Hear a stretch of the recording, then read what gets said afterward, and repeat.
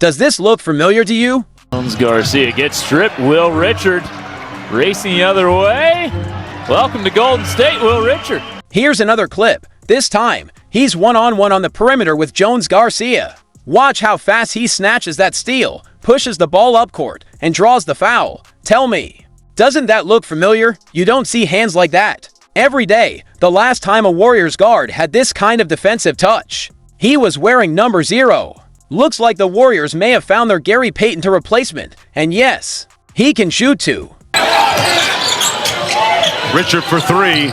Quick trigger, it's good. It's been a quiet off-season for the Warriors. And by quiet, I mean no free agency moves at all. But if there's one thing this team does well, it's finding hidden gems late in the draft or even undrafted. And I think they might have done it again. At 22, Will Richard isn't your typical rookie, a college champion. He's already showing in Summer League why he wins, doing all the little things on both ends. Take this play. Richard stops Jones Garcia from getting a clean look, forces a pass, hangs around, and then blocks the big man at the rim. Looks a lot like something GP would do. Or this one. Filipovsky gets the ball at the elbow. Richard reads the handoff. His man cuts backdoor, but Richard reacts instantly and strips it clean. People often say defense is all about effort. And yes, effort matters, but there's also real skill involved.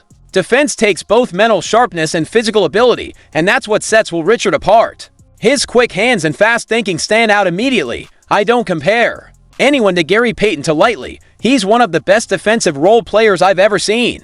But watch this. Richard slightly overcommits and loses his man, yet recovers instantly to make a play. That kind of timing and precision isn't something every player has. Playing hard isn't enough. You need the skill to poke the ball loose in the right moment and the awareness to react, and Richard can clearly do more. So when you factor in his defense, proven three-point shooting, scoring, and a bit of playmaking, it's fair to ask, why was he still there late in the second round? The same reason many good players fall, age and size.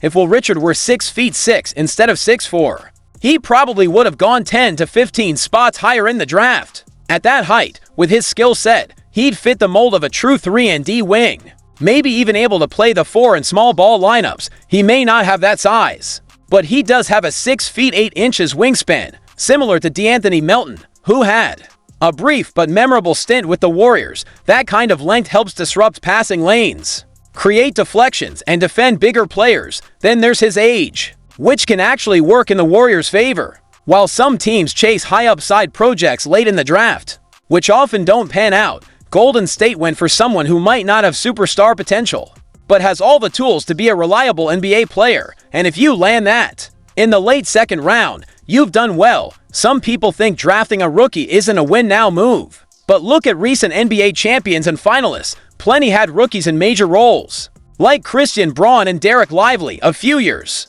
back. Kendrick Nunn and Tyler Herro each logged 20 minutes per game in the NBA Finals. That's the finals. Now, I'm not saying Will Richard is about to play on that stage. He doesn't even have a guaranteed contract yet, but if rookies can contribute in the of great defensive teams, not just creating turnovers, but turning them into points, add in his solid shooting, extra playmaking, ball handling, and relentless competitiveness, and he's exactly the kind of late second-round pick you can't criticize. If you want more breakdowns on Will Richard and the rest of the Warriors, hit subscribe and drop a like. Thanks for watching, and have a great day.